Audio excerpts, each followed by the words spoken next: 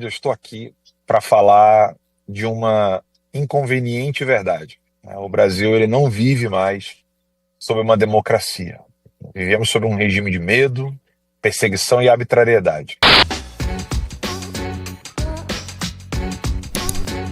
Olavo de Baralhas, melhores cortes do YouTube, meu filho. Bem, senhores deputados, uma boa tarde. Eu estou aqui para falar de uma inconveniente verdade, né? O Brasil ele não vive mais sob uma democracia. Vivemos sob um regime de medo, perseguição e arbitrariedade. É uma situação muito triste porque ontem nós vimos pelas redes sociais um jovem que, sem o devido processo legal, está preso e preso não pôde ir ao funeral de sua avó.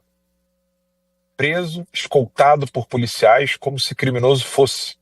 Eu me pergunto qual foi o criminoso que já foi tratado dessa maneira, uma vez que traficantes no Rio de Janeiro, em São Paulo, atuam de maneira atroz e, mesmo assim, têm mais dignidade no tratamento do que as vítimas do 8 de janeiro. É uma triste realidade que nós estamos vivendo no Brasil hoje. Prisões, condenações das vítimas do 8 de janeiro, homens e mulheres que foram condenados sem direito de defesa, muitos deles. Como é o meu caso, eu até hoje ainda não fui parte de um processo jurídico no Brasil, um processo judicial para passar na situação que eu me encontro hoje. Em que situação eu me encontro? Gostaria de explicar para alguns deputados que ou estejam nesse momento me assistindo e nunca tenham me conhecido, ou possam me ver futuramente. Eu sou jornalista, membro da SPJ, a Society of Professional Journalists, aqui nos Estados Unidos. Sou cadastrado como jornalista no Brasil também. Não sei se meu cadastro ainda está válido. Mas eu criei, em 2014, um pequeno jornal online de análises, de notícias, que depois cresceu e chegou a ter mais de 70 funcionários com 1.300.000 seguidores no YouTube. A maior audiência de 10 da manhã ao meio-dia e de 8 da noite até as 10 da noite, de segunda a sexta, em Brasília, onde nós cobrimos as eleições presidenciais de 2016 dos Estados Unidos, cobrimos as eleições presidenciais de 2018 e cobrimos as eleições presidenciais nos Estados Unidos em 2020 e em 2022 no Brasil. O canal cresceu bastante a ponto de incomodar a grande imprensa, porque não recebeu um mísero centavo do governo federal. É óbvio que no nosso canal nós fazemos inúmeras denúncias. Foi graças às denúncias do Terça Livre que Pedro Montenegro foi preso, narcotraficante, extraditado para o Brasil.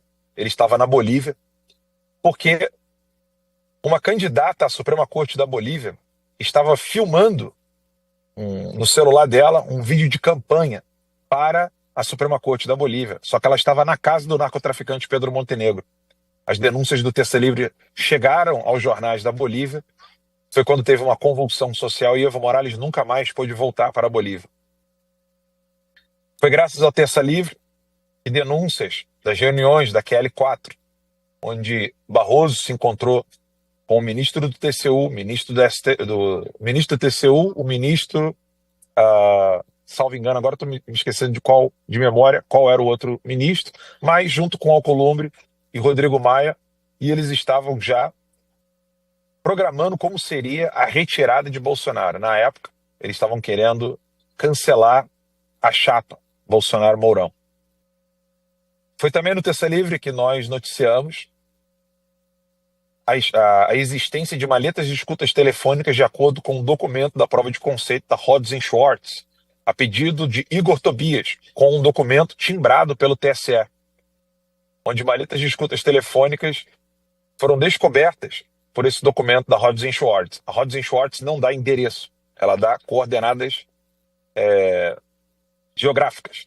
E nessas coordenadas, uma das maletas se encontrava na Embaixada da Coreia do Norte, uma outra na casa do Kaká e uma outra na Embaixada da China.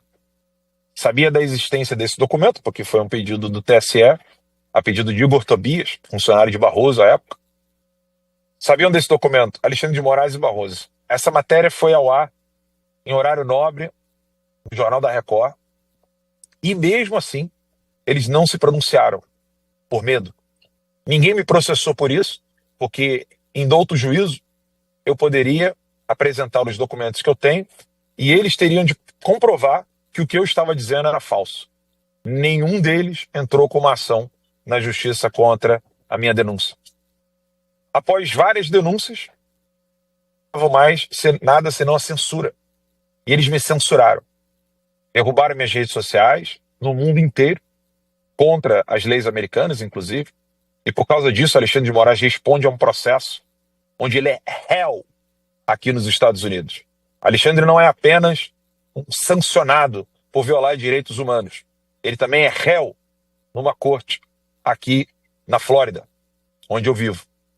A ação foi movida pela Rumble e pela Trump Media Group, que é a detentora dos direitos do Truth Social, uma rede social criada pelo próprio Donald Trump, presidente dos Estados Unidos da América, país do qual me encontro hoje livre, porque pedi asilo após sofrer perseguições, pedido de prisão, pedido de extradição, todos eles negados pelo governo americano, ainda sob a administração do ex-presidente Joe Biden.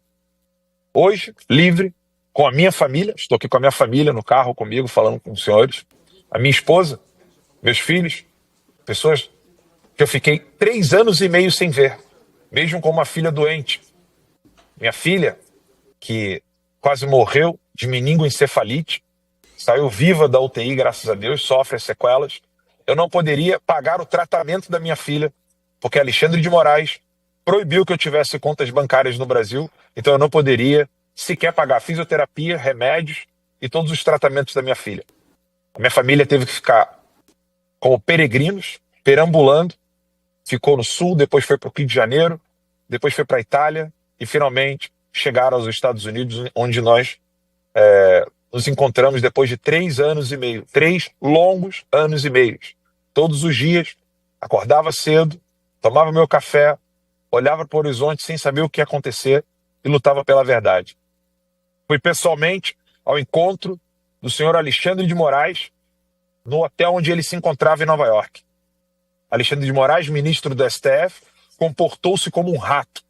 Não teve a coragem de me ver pessoalmente, não teve a coragem de me ver de frente.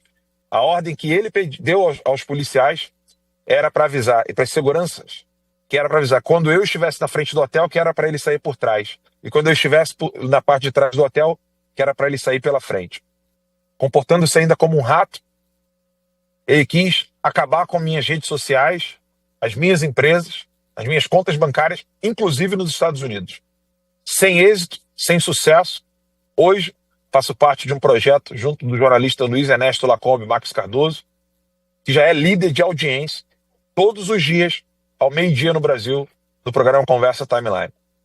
A censura não é o caminho para calar opositores.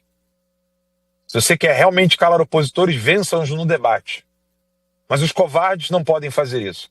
Inclusive, quero dizer que essa gravata vermelha aqui que eu estou vendo de um casamento não é nem do sangue do Clezão e nem é do sangue da vítima do PT, que denunciou, Celso Daniel, que denunciou toda a corrupção do Partido dos Trabalhadores, e hoje nenhum membro do Partido dos Trabalhadores quer saber quem mandou matar Celso Daniel. Eu estou aqui em defesa das vítimas do 8 de janeiro. Nunca fui alvo dessas ações, mas sinto como se fossem comigo. Porque eu fiquei longe da minha família 3 anos e meio.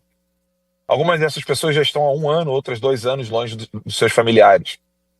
Algumas pessoas não têm mais lágrimas para chorar.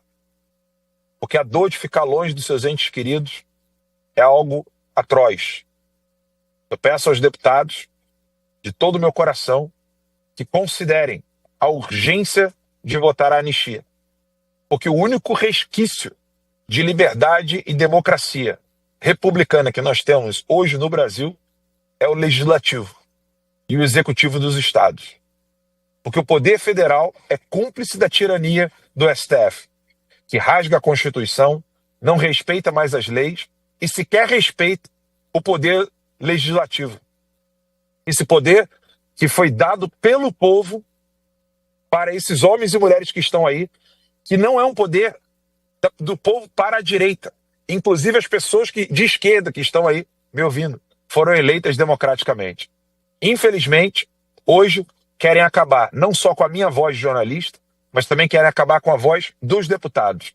A anistia é uma urgência e nós precisamos para ter liberdade no Brasil. As vítimas não podem mais sofrer, não podem mais passar por esse sofrimento inconstitucional, ilegal e criminoso, cujo crime tem um autor muito específico, que é Alexandre de Moraes, que já foi sancionado pela maior e mais livre república democrática desse mundo, que é os Estados Unidos da América. Alexandre de Moraes é um sancionado e, como disse o governo americano, um homem tóxico.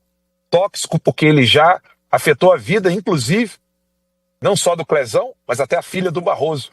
É culpa sua, Alexandre de Moraes, que a filha do Barroso não pode mais viver nos Estados Unidos. É culpa sua que o filho do Barroso tem de andar escondido nos Estados Unidos e ninguém mais sabe se ele está aqui ou já saiu correndo. É culpa sua, Alexandre de Moraes, que as pessoas estão sofrendo nos presídios.